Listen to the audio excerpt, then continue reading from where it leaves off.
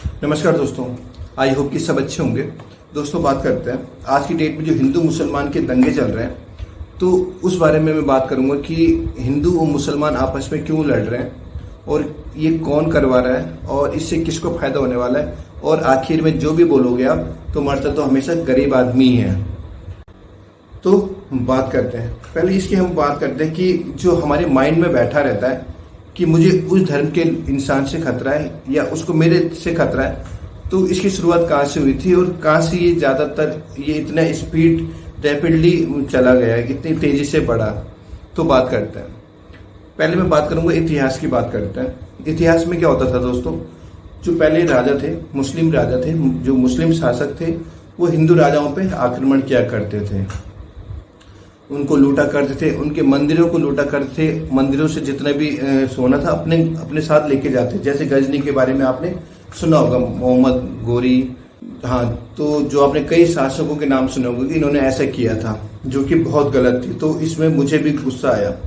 अब मैंने फिर बाद में देखा कि कई ऐसे मुस्लिम शासक थे जिन्होंने अपने मुस्लिम शासकों पे भी आक्रमण किया।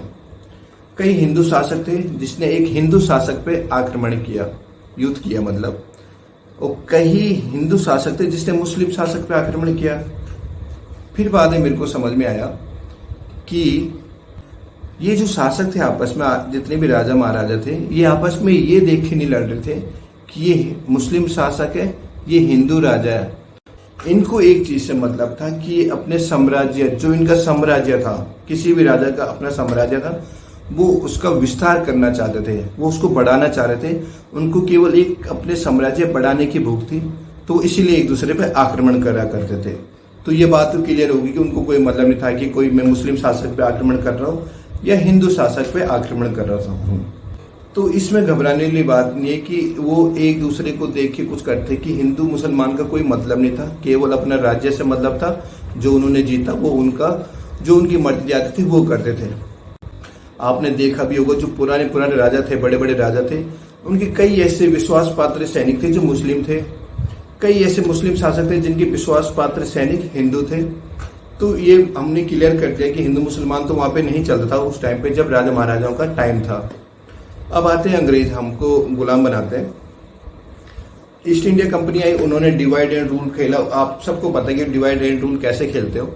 उन्होंने हम हिंदू धर्म और मुस्लिम धर्म के बीच में दीवार खड़ी करी। जब देश आजाद हुआ था 1947 में, तो उस टाइम क्या हुआ था कि हिंदू मुसलमान सबसे ज्यादा चला। गदर मूवी उसी पे बनी थी उस टाइम, और सबको पसंद आई थी। कहीं ना कहीं वो कुछ ना कुछ रियलिटी दिखा रहे थे कि ऐसा कहीं दोनों जगह हो रहा था जब बंटवारा हो रहा था। तो उस टाइम हिंदू मुसलमान बहुत चल रहा था। पर थैंक यू बोलूंगा मैं कि हमारे देश का संविधान बना। अगर जिस देश का संविधान नहीं बना होता तो वहां पे शायद कुछ भी अपने लोग अपनी तरफ से कुछ भी कोई भी कुछ कर सकता था।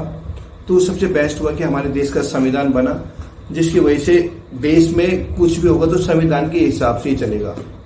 जब देश की राजनीति पार्टी आई, तो उसमें क्या हुआ कि कई पार्टियों ने क्या हुआ, अपने अपने समुदायों की पार्टियां बनी, सबकी पार्टी बनी। किसी ने हिंदू बोला तो किसी ने मुसलमान बोला, तो अपने धर्म जात के आधार पर पार्टियां बननी स्टार्ट हुई। और उसी पार्टी में कि कौन सत्ता में रहेगा, तो इसको चलाने के लिए उन्होंने कहीं ना कहीं ये हिंदू मुसलमान का एक गेम खेलना भी स्टार्ट कर रहा था। तो दोस्तों, ये ऐसा नहीं कि अभी हो रहा है हिंदू मुसलमान के दंगे, ये अभी हो रहे हैं, ये बहुत पहले से होते आ रहे हैं। जब से ये राजनीति पार्टी, जब से चुनाव का ही हुआ कि चुनाव होने, और हर किसी पार्टी को पता है कि मुझे चुनाव जीतना है, तो वो चुनाव जीतने के लिए आपस में लड़वाते हैं। और जो दंगे करते हैं ना, उनकी कोई शकल नहीं होती है। वो कोई ऐसे नहीं होते कि पर्टिकुलरली वो इंसान होंगे जो उस धर्म के होंगे, उनकी कोई शकल नहीं होती है। उनको केवल पैसा चाहिए होता है दंगे करवाने का, और वो पैसा लेते हैं।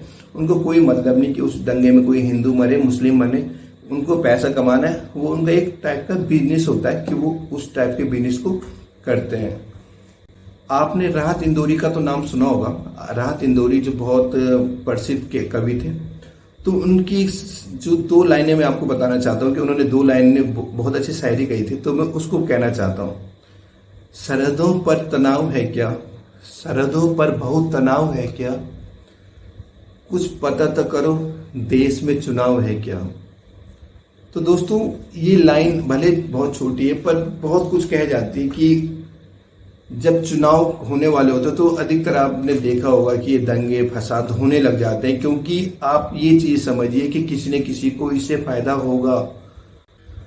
तो इसमें जो सबसे ज्यादा नुकसान होता है, उसमें नुकसान होता है उस गरीब इंसान का जो सबसे ज्यादा भड़कता है, जिसको सबसे ज्यादा गुस्सा आता है, जबकि उसको ये मालूम नहीं है कि ये भड़काए गए हैं, आप लोगों को भड़काया गया है कि ताकि आप इसके बेस पे आप आपस में लड़ाई करो, आपस में मरो, आपस में एक दूसरे को काटो, जिसकी वजह से कहीं ना कहीं उनको चुनाव में फायदा हो सकता है, क्योंकि वो हिंदू मुसलमान के चक्कर में कई पार्टियां होंगी जो अपना फायदा उठाएंगे। और जो इस बारे में आग लगाता है वो कभी उसको कुछ नहीं होता, वो हमेशा सेफ रहता है, वो हर 30 से 14 दिन में अपना भाषण देगा और मरेगा गरीब आदमी। तो ये चीज भी ध्यान रखिए कि ये चीजें हमें करनी चाहिए, नहीं करनी चाहिए।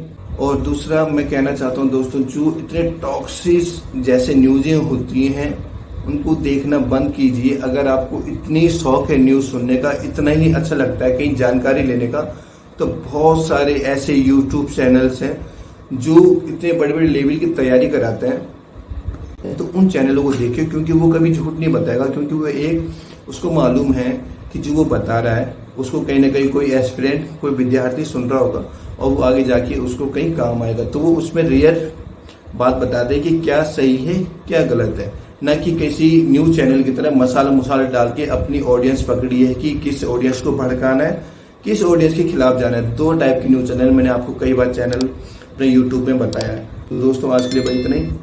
थैंक्स।